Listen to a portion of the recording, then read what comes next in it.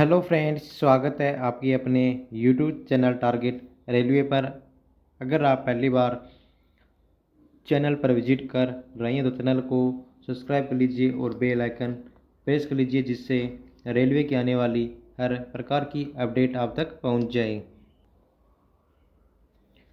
तो देखिएगा friends, railway group D से एक बहुत बड़ी अपडेट है और अपडेट ये है कि रेलवे ग्रुप डी भर्ती में पीएमओ में शिकायत दर्ज हुई है। तो ये एक बहुत बड़ी अपडेट है और अभी भी और शिकायत इतनी बड़ी है कि जो कैंडिडेट अभी ग्रुप डी पोस्ट पे ज्वाइन है उनके लिए एक बहुत बड़ी समस्या है।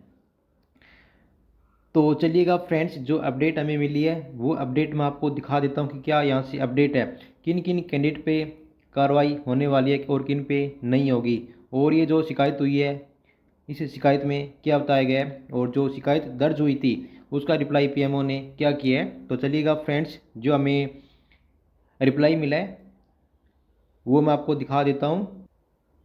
रिप्लाई मिला है वो किस जोन से रिलेटेड है।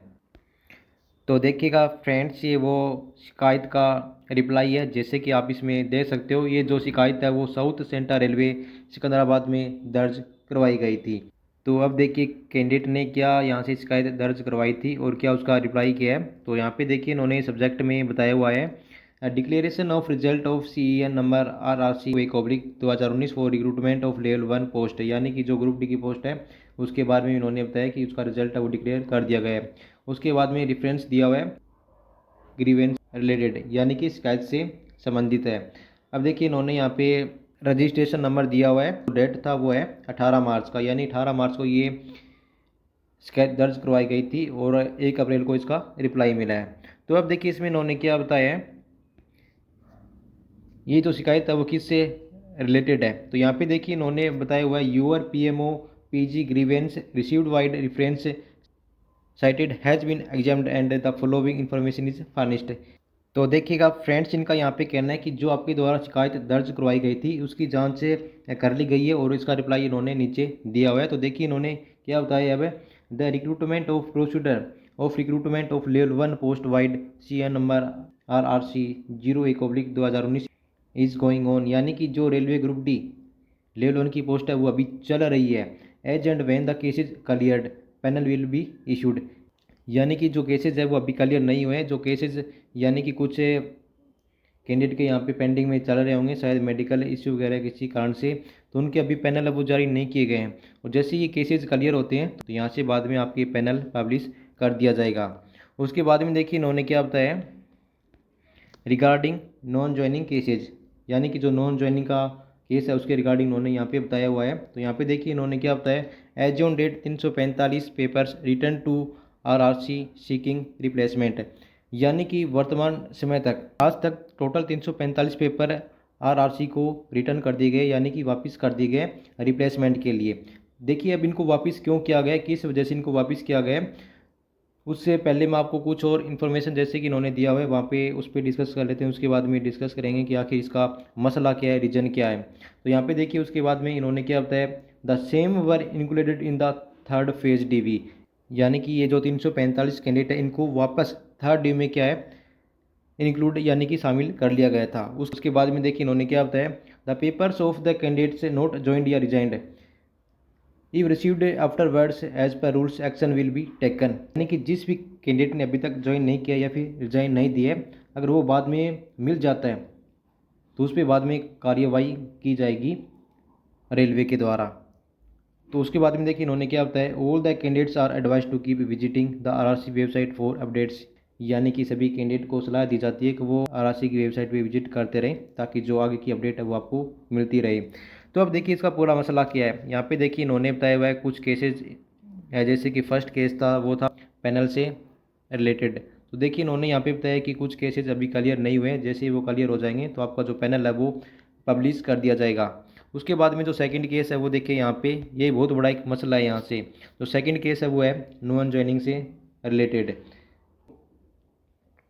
तो यहाँ पे देखिए इन्होंने बताया कि जो सिकंदराबाद जोन है उसी टोटल 345 कैंडिडेट ऐसे थे जिन्होंने यहाँ पे ज्वाइनिंग नहीं किया था, यानी कि उनका DV मेडिकल हो चुका था। ज्वाइन नहीं किया था। और उसके बाद में क्या ये 345 कैंडिडेट की जगह इन्होंने क्या किया, रिप्लेसमेंट कर दिया। आपको भी पता है कि जो ज्वाइन नहीं करता है डीवी मेडिकल के बाद में तो उसकी जगह रिप्लेसमेंट डीवी आता है। तो यही बात इन्होंने यहाँ पे बोला हुआ है, as on date 345 papers return to RRC seeking replacement, यानी कि जो 345 पेपर थे यानी कि कैंडिडेट थे उनको वापस कर दिया गया था आरआरसी को रिप्लेसमेंट के लिए। The same were included in the third phase DV, यानी कि ये जो सेम कैंडिडेट थे उनको थर्ड डीवी में शामिल कर लिया गया था, फिर से शामिल कर लिया गया था इनको। The papers of the candidates not joined या रिजाइंड, यानी कि जिसने भी ज्वाइन नहीं किया है या फिर जिसने रिजाइन नहीं दिया है, अगर वो बाद में मिल जाता है तो उस पर क्या है, कार्रवाई की जाएगी। तो ये एक बहुत बड़ी अपडेट है फ्रेंड्स सिकंदराबाद जोन से, कि यानी कि पहले कैंडिडेट को डीवी मेडिकल करवा चुके हैं और उसके बाद में फिर से उनको थर्ड डीवी में इंक्लूड कर लिया। लेकिन इन पे क्या एक्शन होता है, क्या एक्शन नहीं होता है, तो अब देखिए मैं क्या करूँगा, यहाँ से जो आरआरसी सिकंदराबाद जोन है उस पर आरटी यहाँ पे लगा देता हूँ आज ही, कि ये क्या मसला इस पर, और कुछ जो हमारे डाउट है थोड़े बहुत वो यहाँ से क्लियर हो जाएंगे कि आखिर ये मसला क्या है। पूरा डिटेल में उनसे पूछेंगे कि ये पूरा मसला है क्या, आखिर ये यहाँ पे चल क्या रहा है कि 345 को पहले आपने रिटर्न कर दिया, उसके बाद में फिर से इनको थर्ड डीवी में शामिल कर लिया, तो ऐसा क्या चल रहा है यहाँ पे। क्योंकि आपको पता है कि अगर 345 को फिर से इन्होंने डीवी में शामिल कर लिया तो जो कैंडिडेट डीवी का वेट करे थे उनको तो यहाँ पे नुकसान हुआ, मतलब कि पहले इनको डीवी करवा लिया उसके बाद में ज्वाइन नहीं किए और फिर से इनको थर्ड डीवी में शामिल कर लिया, तो ये कोई सिस्टम नहीं रहा यहाँ पे। आपको भी पता होगा रूल का, जैसे कि मैं आपको बता देता हूँ कि अगर कोई कैंडिडेट डीवी मेडिकल करवाने के बाद में ज्वाइन नहीं करता है तो उसको क्या है 2 से 3 महीने तक उसको नोटिस दिया जाता है, ये 2 या 3 बार। अगर उसके बाद में भी वो कैंडिडेट ज्वाइन नहीं करता है तो उसका क्या कैंडिडेचर कैंसिल कर दिया जाता है, यानी कि उसके पास में कोई चांस नहीं रहता है ग्रुप डी ज्वाइन करने का। चाहे कोई भी पोस्ट हो रेलवे में ऐसा ही चलता रहता है, तो ऐसा ही ग्रुप डी में रूल है। तो फिर क्या किया सिकंदराबाद वालों ने, फिर से इन कैंडिडेट को थर्ड डी में शामिल कर लिया, ऐसा इसमें बताया जा रहा है। एक बार मैं और यहाँ से आरटीआई लगा देता हूँ कि आखिर ये मसला है क्या। जैसे ही ये आरटीआई का रिप्लाई हमें मिलेगा तो मैं आपको बता दूंगा कि ये इनकी तरफ से आरटीआई का रिप्लाई दिया गया है। तो ठीक है फ्रेंड्स, आज के लिए आपको यही अपडेट देना था। मिलते हैं नेक्स्ट वीडियो में नेक्स्ट अपडेट के साथ। धन्यवाद।